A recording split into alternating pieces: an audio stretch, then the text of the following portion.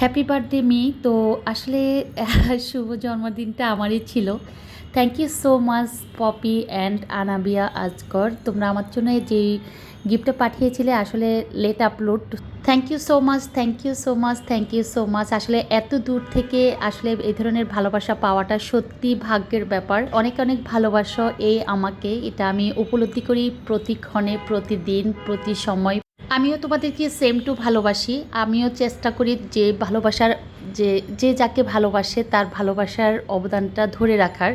তো যদিও সময়ের স্বল্পতা আর ব্যস্ততার জন্য তোমাদের সাথে কথা হয় না, যোগাযোগ কম হচ্ছে, দূরে থাকলেও তোমরা একদম আমার কাছেই আছো, আমার অন্তরে আছো, আমার ভালোবাসার জায়গায় আছো। তো এত দূর থেকে আসলে বার্থডে কেকটা ও আমার জন্য পাঠিয়েছিল, সে চিটাগং থেকে, আমি আছি ঢাকায়। তো বার্থডে উপলক্ষে ও যখন কেকটা পাঠিয়েছিল, আসলে দুর্ভাগ্য তখন আমরা বার্থডে কেক কাটার জন্য চলে গিয়েছিলাম রেস্টুরেন্টে। তো সেখান থেকে এসে ওদের আমার জন্য পাঠানো এই কেকটা আমি পাই। তো রাতে যেহেতু কেকটা আর কাটা হয়নি, সকালে ঘুম থেকে উঠে ওর কেকটি কেটে আমি আবার সকালটা শুরু করি। তো সকাল সকাল কেকটাকে ফ্রিজ থেকে বের করে সবাইকে অল্প করে কেটে দিলাম। যারা যারা খাবে তারা তারা খেয়েছে, আর যারা বিকেলে খাওয়ার জন্য রেখে দিয়েছে, যেমন লিলিকন স্কুল কলেজ দুজনেই বাসায় ছিল না, তো ওদের জন্য রেখে দিয়েছি বিকেলের জন্য কিছু। আর যারা খাবে তাদের জন্য সকালে কেটে দিলাম। আর এখানে আমি ওই যে পিঠাটা বানাচ্ছি, যে পিঠাটা সম্পর্কে অনেকেরই ধারণা যে আপু এই পিঠাটা ডোটা কীভাবে তৈরি করেন। তো আসলে সিম্পল ডোটা আমি অনেকবার রেসিপিটা শেয়ার করেছি। আজকেও যদি কারো কোনো প্রয়োজন হয় কমেন্টস বক্সে আপনারা আমাকে জানাতে পারেন যদি এই পিঠাটার রেসিপি জানতে চান। তো এই পিঠাটা আমার বাসায় খুবই বেশি পছন্দ করে। এমনকি আমি কোনো গেস্ট আসলেও আমি এই পিঠাটা শর্টকাটের মাঝে একদম তাড়াহুড়ো করে বানিয়ে দিই যখন বাসায় কিছু থাকে না। তো আজকে গেস্টও ছিল বাসায়। তো সকালবেলা চায়ের সাথে কেক দিলাম, তারপরে পিঠাটা বানিয়ে দিচ্ছি, পাশাপাশি চা দিব, নাস্তা দিব, আর ভাত বা রুটি বা পরোটা এগুলো তো আমার একদম নর্মাল থাকে। তা তো প্রতিদিনেরই একটা নিত্য খাবারের মাঝে আমার পড়ে। তো সকালবেলা একটু নাস্তাটা দিচ্ছি তাড়াহুড়ো করে। গেস্ট যারা আসছেন তারা আর কখনো আমার বাসায় আসে নাই। অনেকে বলবেন যে আপু আপনি তো কাউকে দেখাচ্ছেন না, শুধু বানাচ্ছেন। আসলে সবাইকে আমি আবারও বলছি সরি, আমি আসলে নিজে থেকে চাচ্ছি না সবাইকে শেয়ার করার, যাদেরকে দেখানো প্রয়োজন, যারা ক্যামেরার সামনে আসতে অভ্যস্ত বা থাকতে অভ্যস্ত, তাদেরকে মাঝে মাঝে নিই, নয়তো নিই না। তো এই তো একটা পার্সেল ওপেন করছি।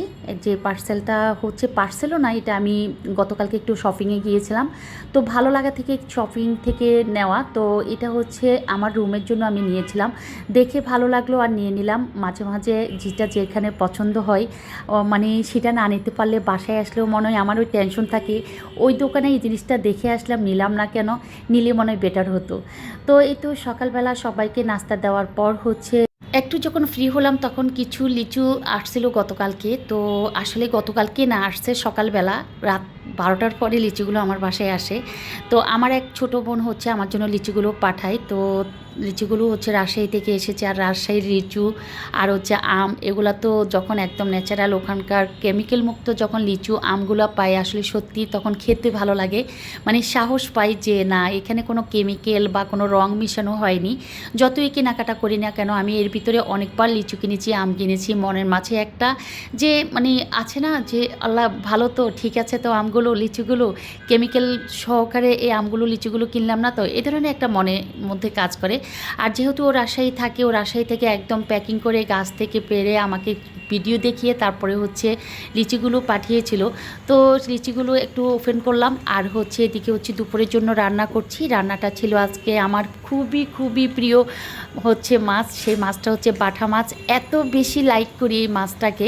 আমার যত মাছ মানে পছন্দ তার মাঝে সবচেয়ে বেস্ট মাছ বাটা মাছ, যেটা আপনার ভাই যে প্রান্তে থাকুক না কেন, বাজারে বা যেখানে এই মাছটা চোখে পড়ে, বলবে যে আমার বইয়ের জন্য আমি মাছটা কিনে নিতে হবে। আর এনে বলবে ধরো তোমার জন্য মাছ এনেছি, এটা তোমার পছন্দনীয় একটা মাছ, তোমার জন্য না আনলে তো তোমার মন খারাপ হবে, তো সেজন্য তোমার জন্য তোমার পছন্দের জিনিস নিয়ে আনছি।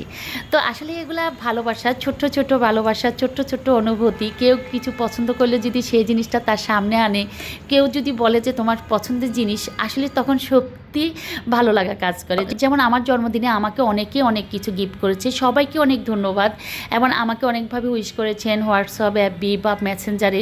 সবাইকে আমার তরফ থেকে ধন্যবাদ ও কৃতজ্ঞতা জানাচ্ছি। দিচ্ছি। তার পাশাপাশি যারা অনেক দূর থেকে গিফট পাঠিয়েছে, যেমন আমার মেয়ে চিটাগং থাকে, সেইখান থেকে সে ঢাকায় কোনো পেজের মাধ্যমে অর্ডার করে আমাকে সারপ্রাইজ দেওয়ার জন্য সেই কেকটা আমার বাসায় পাঠিয়েছে, তা দেখে আমি হঠাৎ অবাক হয়েছি। তো সব কিছু মিলিয়ে আসলে ভালোবাসার তুলনা হয় না, আপনজনরেই বা আপনজন ছাড়াও রক্তের বাইরেও অনেকে অনেক সময় ভালোবাসে। সবার প্রতি আমাদের ভালোবাসা, আন্তরিকতা, শ্রদ্ধা, সম্মান এতটুকু যেন বজায় থাকে, সম্পর্কগুলো যেন ঠিক থাকে। সবাই সম্পর্ককে ধরে রাখুন, আগলে রাখুন। সব কিছুই ক্ষণস্থায়ী, পৃথিবীতে সম্পর্কটা স্থিরস্থায়ী, এটিও হচ্ছে সবচেয়ে বড় কথা। আমি এটাকে অনেক বেশি প্রাধান্য দিই। সবসময় বলি যে সম্পর্ক বড় আর সব কিছু ক্ষণস্থায়ী। আমরা ক্ষণস্থায়ী পৃথিবীতে আছি, সম্পর্কটা আর ব্যবহারটার জন্যই কিন্তু আমরা পৃথিবীতে সবার কাছে অমরণ হয়ে থাকবো। তো এই তো আজকে সকালে রান্নাবান্নাগুলো শেয়ার করলাম। অনেক কিছুই রান্না করেছি, যদিও আমি শেয়ার করিনি। বিকালে হচ্ছে আবার লিখন বায়না ধরেছে যে ওরা সকালের পিঠাটা আবার খাবে, তো ওদের জন্য আবার এই পিঠাটা বানালাম। আর thank you so much Popy, Anabia, Aliasgar, তোমাদের কেকটা সত্যি আমার অনেক পছন্দ হয়েছে, অনেক সুন্দর ছিল, অনেক কি বলবো টেস্ট ছিল, যেটা খেয়ে সবাই খুবই ভালো বলেছে যে কেকটা যে খেতেও ভালো লাগছে। আর আমার পার্পল কালার তো অলওয়েজ পছন্দ, পার্পলের মাঝে আমার ছবি দিয়েছো, দেখতে অনেক ভালো লেগেছে আমার কাছে সবচেয়ে বেশি কেকটা। জানি না যে তোমরা আমার ভিডিওটা যদি দেখো, আবারও বলছি থ্যাংক ইউ সো মাচ, ভালো থেকো।